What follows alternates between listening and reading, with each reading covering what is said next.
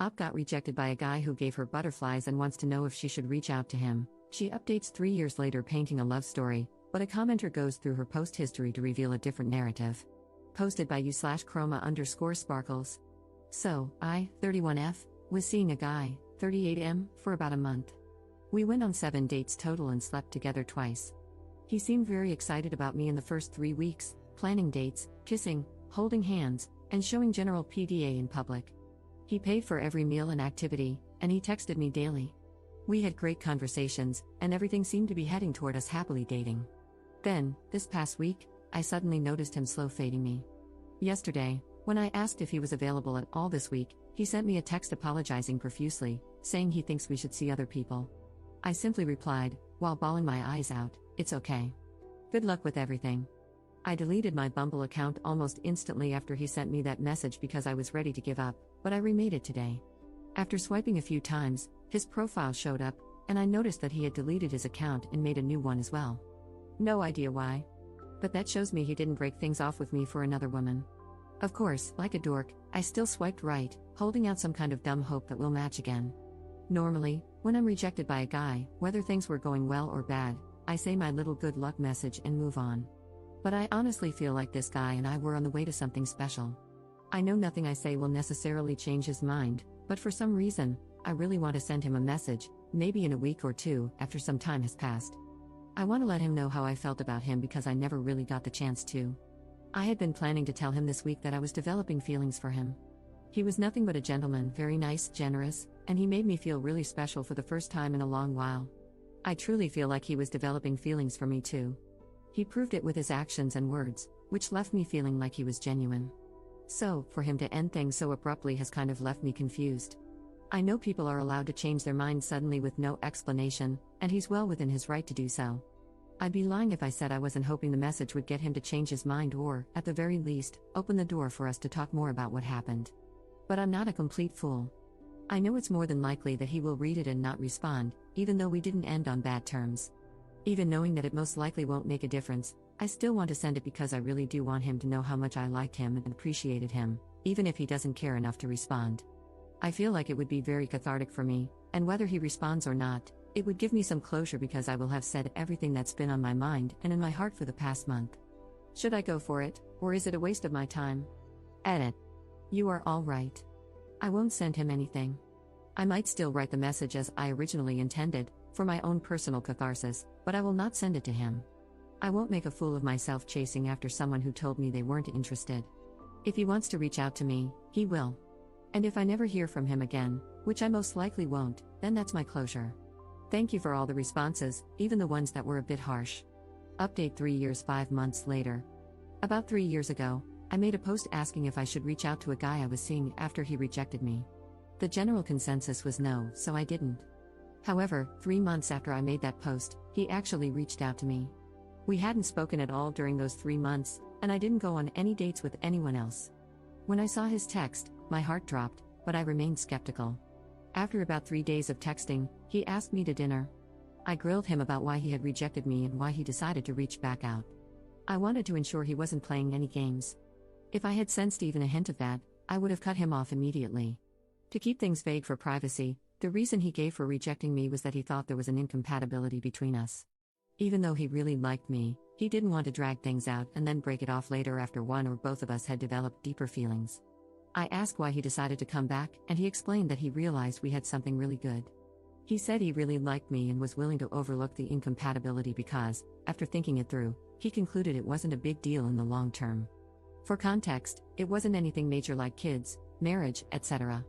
He admitted he had made an assumption and ended things too early when he probably should have waited and talked it out with me.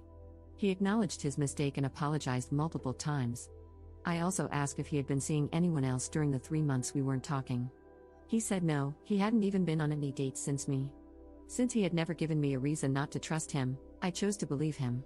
I just wanted to make sure he wasn't using me as a rebound after being dumped or something. Long story short, we've been together ever since that dinner. And now, 3 years later, we're engaged. We are madly in love, and he truly is my best friend. My mom loves him, his mom loves me, he loves my fur babies, and they love him, so all is good. I'm sharing this not to brag, but to encourage people to stop cutting others off so quickly or assuming bad intentions when someone comes back. Believe me, I've been led on and used by men in the past, and I probably should have cut them off sooner. Looking back, the signs were there, but I chose to ignore them. My now fiancé has been nothing but a parade of green flags, but I was still cautious when we started dating. As much as I liked him, I would have walked away if I had seen any red flags. He came to me correctly and didn't play games. He asked me to be his girlfriend without me having to push for it, and he literally told me, "I didn't reach out with any intention other than asking you to be my girlfriend." Don't be afraid of being someone's second choice because, in a way, we're all someone's second choice. If someone comes back, don't assume they have bad intentions, unless they treated you poorly to begin with. But if someone was kind, caring, and generous, and things didn't work out the first time for some reason, it doesn't hurt to give it another try. Just make sure they're not playing games, and if they are, leave. Okay, this is really rambly, sorry. Thanks for reading. Edit. I'm still not going to reveal the actual reason. But, like I said, it turns out it actually wasn't a major incompatibility, just a bad assumption on his part. If we had truly been incompatible in some way, we definitely still wouldn't be together. Compatibility in a relationship is different for everyone, so what works for some people may not work for others. Commenter. Listen, I'm not trying to be messy or rude about Op, but there's a lot of context about her romantic life left out from her posts, both before and after this instance.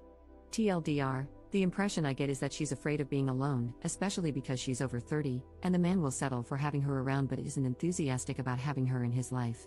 Outside of her talking about her dogs and weight loss, all of her posts are about her love life. 6 years ago, in our /dating over 30, she complains about being ghosted by 3 potential romantic partners in 2 days. She estimates she's matched with 200 profiles in the past week on 2 platforms without any results. 5 years ago, in our /dating over 30, she's talking to 2 guys from online dating platforms. The 2 conversations always turn to cuddling, even when she steers away from that topic. She expresses confusion and seeks confirmation that the guys are trying to get sexual. 5 years ago, in our /divorce, she posts a rant about how she shouldn't be back in the market and deserves her version of domestic bliss. She says she's constantly getting rejected but also states that everyone she speaks with is boring. She mentions that when she was married, she constantly celebrated that she wasn't dating anymore. She closes out by stating she'd never get back with her ex but misses being happy in a marriage. 4 years ago, she wrote the original post about reaching out to the guy who rejected her. 2 years ago, she posts in our /Black Ladies and our /Relationships over 35 about the same topic. She states she's been dating her boyfriend for 14 months and started a conversation about marriage. She's surprised that he's hesitant about marrying her. He says he's not against marriage but is more scared of the possibility of divorce, attributing this fear to watching his parents' nasty divorce. She's shocked because she assumed he wanted marriage, given that his friends and family are all married. She ends by panicking about whether he wants to marry her and wonders if she should give up the desire for a legal marriage to hold on to the relationship. Op waffles between saying she's not waiting for him and mentioning that part 2 of the conversation is coming soon. The comments are revealing, neither of them has retirement savings. Op mentions they won't have kids but avoids addressing questions about her previous statements that she wanted children, etc. Then she makes various posts about selling an engagement ring. The first post, she's selling an engagement ring to purchase another one that fits her preferences. My opinion, he agreed to marry her and she's buying her own engagement ring. The second post, she drops the price to move the ring quicker. Based on her wording, it seems she can't afford the new engagement ring until she recoups the money from the initial one. This could indicate her financial situation and the level of investment her fiancé has in the engagement, giving him the benefit of the doubt that he's willing to contribute to the costs of the new ring. The third post, she asks for opinions on the different stones she's considering, wanting a moissanite stone as close to a diamond as possible, and posts a video of the loose stone she chose.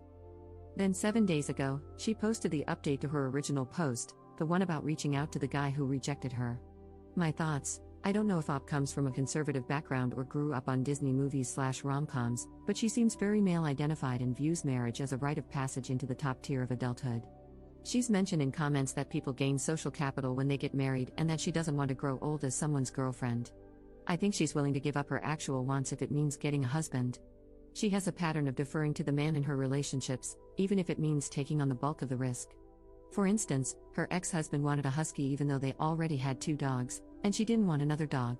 The ex left her a couple of months later and left the dog at her house.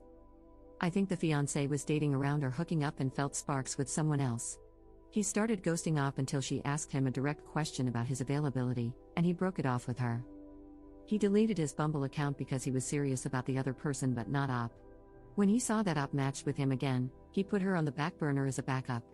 Once he realized nobody was feeling him or his potential matches didn't lead to anything, he circled back to her. He returned with a half-truth, claiming he made an assumption about their incompatibility, which, to me, translates to liking her well enough but not being invested enough to confirm their compatibility. This lady has a lot going on because she's scared to be alone and build the life she wants due to her FOMO around having a man. I've also noticed that she seems to round up her age in relation to the forums.